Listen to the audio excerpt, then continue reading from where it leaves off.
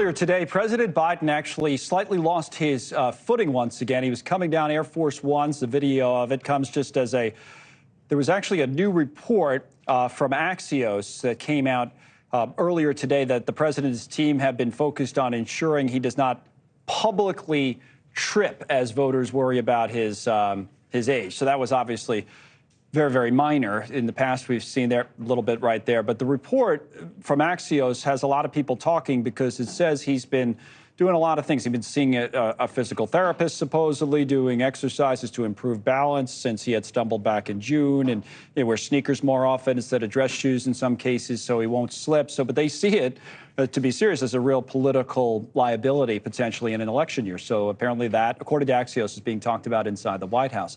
Meanwhile, the United Auto Workers are placing tremendous pressure on the big three automobile manufacturers in Detroit. We do the heavy lifting. We do the real work. Not the CEO, not the executive.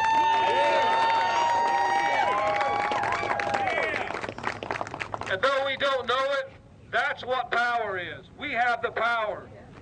The world is of our making. The economy is of our making. This industry is of our making. And as we've shown, when we withhold our labor, we can unmake it.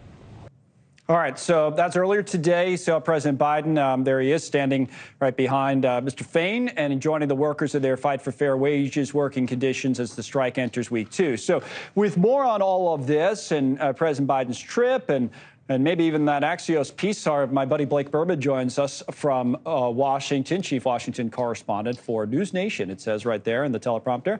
And he is the moderator, which is a very fancy title, not just the anchor, but he's the moderator of the program that follows this one, The Hill. Welcome to NewsNation, by the way. Thank you, my friend. Thank you.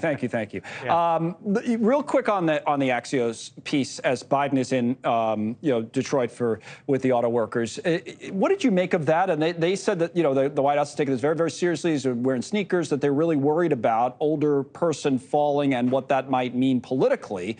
Also, obviously, for his own health in an election year. What'd you make of that? So what's notable? Yeah, what's notable there when you look at Air Force One, there is not just one Air Force One. Right. There are two different versions of the airplane. That one right there is the much smaller set of stairs, right? The other one, as you know, is probably, 3, maybe 4 times the amount of that set there. And we have seen the president in the recent months, Connell, start to take the shorter plane, the smaller plane with the shorter stairs, to try to avoid incidents like you just saw right there.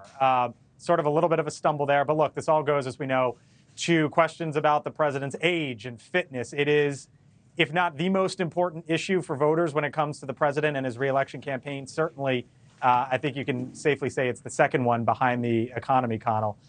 So the White House, according to this report, trying to take these preventative measures to help the president when he's out on the road, trying not to trip, trying not to stumble, wearing tennis shoes and the like, seeing a physical therapist. When quoted in the article, they said, look, this is nothing new. Some of this had been revealed, so on and so forth. And the White House can say all they want, Connell. They can give statement after statement after statement.